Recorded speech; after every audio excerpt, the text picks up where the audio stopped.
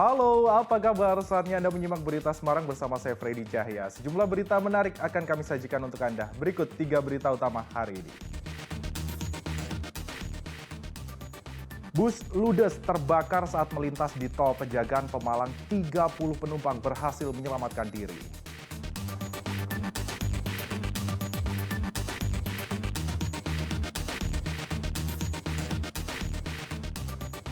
Sopir pribadi dan anaknya berkomplot menguras uang di ATM majikannya lebih dari 300 juta rupiah.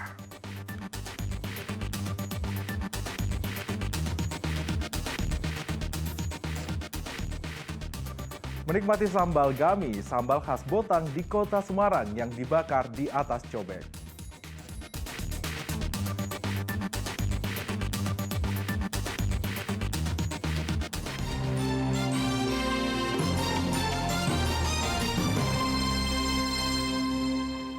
Kita ke informasi utama, diduga karena korsleting listrik pada bagian mesin sebuah bus akap ludes terbakar di jalan tol Pejagaan Pemalang Minggu dini hari.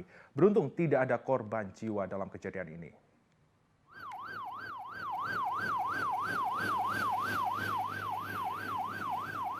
Dari video amatir terlihat petugas pemadam kebakaran berjibaku memadamkan api yang menghanguskan seluruh badan bus Rosalia Indah. Bus dilalap api saat melintas di tol Trans Jawa KM 272 ruas tol Pejagaan Pemalang di Desa Ketanggungan, Kabupaten Tegal pukul 00.30 Minggu dini hari. Kebakaran membuat 30 penumpang sempat panik berhamburan keluar bus. Api pertama kali dilihat pengemudi lain dari bagian mesin bus, sehingga sopir bus naas tersebut sempat menepikan bus dan 30 penumpang bisa menyelamatkan diri. Diduga kebakaran disebabkan korsleting listrik pada bagian mesin. Beruntung tidak ada korban jiwa, namun bus hanya menyisakan rangka. Kebakaran awalnya kendaraan bus ini bergerak dari arah barat, arah Jakarta menuju ke arah Solo, kemudian diberikan informasi dari kendaraan lain yang akan mendahului bahwa di bagian belakang bus ini ada percikan api, sehingga bus segera menepi dan memberikan informasi kepada penumpang untuk segera turun untuk menyelamatkan diri. Jumlah penumpang berapa nih?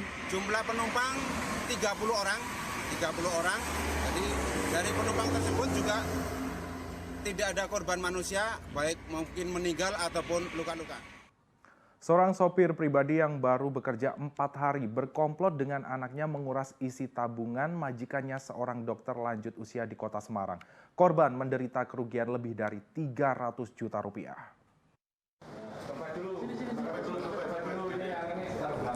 Hampir 3 bulan buron, Ahmad Santoso asal kota Depok, Jawa Barat, akhirnya ditangkap Satuan Reskrim Polrestabes Semarang. Santoso menjadi buruan polisi karena menguras habis ATM majikannya, seorang dokter bernama De Hansen sebesar 317 juta rupiah di wilayah Semarang Barat. Pelaku berkomplot dengan anaknya yang sebelumnya menjadi sopir pribadi korban. Mereka memanfaatkan kondisi korban yang sudah berusia lanjut, 88 tahun. Ini sebenarnya dia adalah supir pribadi dari T. Hansen ini ya. T. Hansen usia 88 tahun. Itu bosmu. Udah tua. Terus ATM-nya, jadi pada saat T. Hansen ini lengah, tertidur. Iya, Pak. Waktu tidur. Iya, Pak. Waktu tidur, kemudian saudara Ahmad Santoso ini mengambil ATM. Sebenarnya PIN-nya ini sudah diketahui dari awal oleh saudara Ahmad Surya. Ahmad Surya ini adalah sopir pribadi juga yang masih anak dari Pak Ahmad Santoso. Benar, Pak. Betul. Betul. Berarti ini kalian satu keluarga bapak anak semua pelakunya. Betul, Pak. Berarti Ahmad Surya ini ikut terlibat. Dia menunjukkan saja, Pak. Menunjukkan apa? Nomor PIN-nya, Pak. Tapi dia Pembobolan ATM milik dokter lanjut usia ini telah direncanakan secara matang oleh pelaku dan anaknya. Bahkan mereka telah menyiapkan ATM pengganti saat mencuri ATM korban agar tidak dicurigai. Aksi makin mulus karena ternyata PIN ATM korban telah diketahui anak tersangka. Ya, biasa ngepel nyapu, masuk rumahnya pamit, minta izin kok, pamit. Yaitu kartu ATM di dalam jaketnya, ada dompetnya, saya ambil di belakang pintu. Nah, kokohnya itu lagi nonton TV di ruang tengah.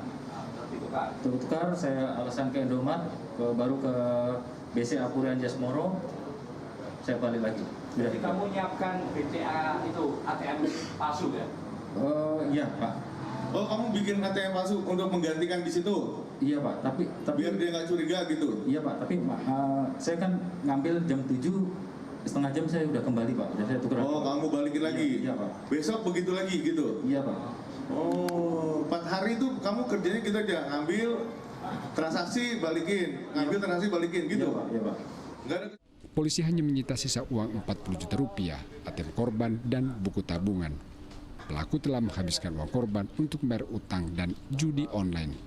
Polisi masih memburu 2 pelaku lain yang terlibat, termasuk anak tersangka Ahmad Santoso.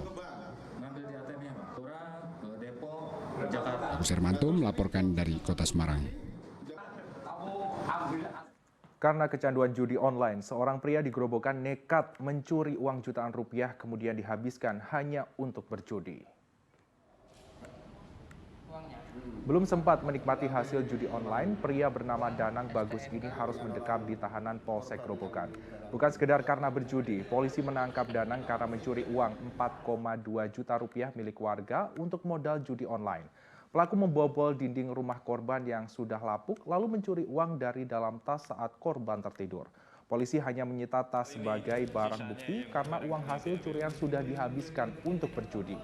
Danang terancam penjara 7 tahun karena melanggar pasal 363 KUHP tentang pencurian.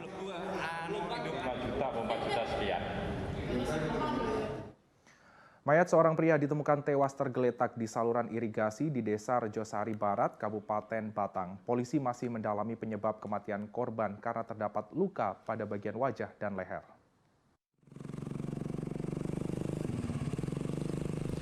Jenazah korban bernama Santoso asal desa Getas Bawang, Kabupaten Batang, pertama kali ditemukan warga tergeletak di sebuah irigasi di Desa Bejosari Barat, Sabtu malam. Jenazah kemudian dievakuasi ke Rumah Sakit Umum Daerah Kalisari Batang untuk divisum. Polisi yang mengidentifikasi jasad menemukan luka pada bagian wajah dan leher. Namun polisi belum bisa menyimpulkan korban tewas karena terjatuh ke aliran irigasi atau karena dibunuh. Secara dari luar memang ada luka lecet dan lain-lain. Dugaan kami yang bersangkutan duduk di atas sebuah box, kemudian di atas aliran air yang diduga kemungkinan yang bersangkutan pada saat itu kambuh sakitnya, yang kemudian terpental jatuh dan masuk kebetulan di sekitar lokasi dan ditemukan oleh petugas Polsek Tersono yang bersangkutan jatuh ke dalam air. Jadi kemungkinan akan kita dalami keterangan-keterangan visum dari kedokteran dan medis. Menurut keterangan pihak keluarga, korban memiliki riwayat penyakit epilepsi sehingga diduga korban terjatuh saat penyakitnya kambuh. Itu warga kami, warga Desa Getas. Dan orang tersebut ternyata bernama Santoso, umur 35 tahun, punya riwayat penyakit epilepsi. Kayak gitu. Berarti kalau kumat gimana, Pak? Ya. Kalau kumatnya gimana itu? Ya, kalau kumat itu sering, Pak, sering kumat. Meski demikian, polisi tetap menunggu hasil visum. Jenazah korban telah diserahkan ke pihak keluarga untuk dimakamkan. Kuncoro Wijayanto melaporkan dari Kabupaten Batang. Kita beralih ke informasi lain, pasca banjir bandang di Kabupaten Pati, perbaikan sementara tanggul darurat dipercepat untuk mengantisipasi banjir susulan. Sementara itu, dampak banjir membuat para petambak merugi hingga ratusan juta rupiah, padahal musim panen sudah di depan mata. Tanggul di Kecamatan Margoyoso yang jebol akibat banjir bandang di Kabupaten Pati mulai diperbaiki.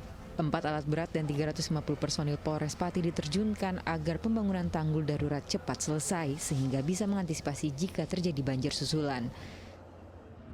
Dilaksanakan dengan menggunakan alat berat agar bisa lebih cepat pelaksanaan pembangunan tanggulnya.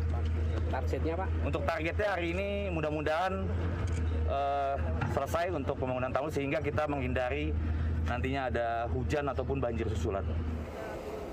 Curah hujan tinggi diprediksi masih terjadi pada malam hari. Warga pun diminta siaga jika sewaktu-waktu terjadi banjir kembali. Selain merusak tanggul, banjir bandang di Kabupaten Pati juga berdampak pada gagalnya panen hektaran tambak di Kabupaten Bulumanis Lor, Kecamatan Margoyoso. Seharusnya pekan ini para petani bisa memanen ikan atau udang hasil usaha. Namun banjir bandang pada Kamis dini hari membuat mereka gagal hingga merugi ratusan juta rupiah. Seperti Supriyadi yang harus menelan pil pahit setelah tambak udang dan bandengnya gagal panen bulan ini. Ini kalau saya kemarin ngisi 150-an Panami, 150.000 Panami ya sekitar pendapatan ya kalau kurang lebih 150 jutaan. Agar kerugian tidak semakin parah, sejumlah petani berjaga di sekitar tambak sehingga ikan atau udang yang tersisa tidak dicuri. Mereka juga menunggu air surut untuk bisa memanen hasil tambak mereka. Banjir bandang di Pati menerjang 26 desa pada Kamis dini hari. Selain merusak dan menghanyutkan puluhan rumah, hektaran tambak dan persawahan gagal panen akibat banjir. Taufan Yuda melaporkan dari Kabupaten Pati. Dampak cuaca buruk dan banjir juga dirasakan petani bawang merah di Kabupaten Brebes. Akibatnya, para petani bawang merugi hingga ratusan juta rupiah. Untuk menghindari kerugian yang lebih besar, puluhan petani di Kecamatan Wanasari terpaksa memanen tanaman bawang merah lebih cepat. Keputusan ini diambil karena petani tak mau bawang merahnya membusuk terendam banjir. Pemicu banjir karena adanya penyempitan aliran sungai Layapan di bawah tol Pejagan, Pemalang, disertai pendangkalan sungai. Seorang petani mengatakan 60 hektar lahannya terendam banjir, membuatnya merugi 130 juta rupiah. Ia meminta pemerintah segera menormalisasi sungai sehingga banjir bisa dihindari. Hektarnya ini kan sudah siap panen ya, sudah umur 45 hari. Jadi sudah ini, jadi kerugiannya 1 hektarnya sekitar 130 juta. Jadi pasca kita panen seperti ini, walaupun belum terlalu besar, supaya bisa terselamatkan nanti kering, nanti langsung kita rogol, kita bawa ke pasar. Sebuah jembatan penghubung antar desa di Kabupaten Cilacap putus akibat diterjang banjir bandang. Warga terpaksa berjalan melalui tangga darurat dari bambu dan kayu yang dibangun secara swadaya.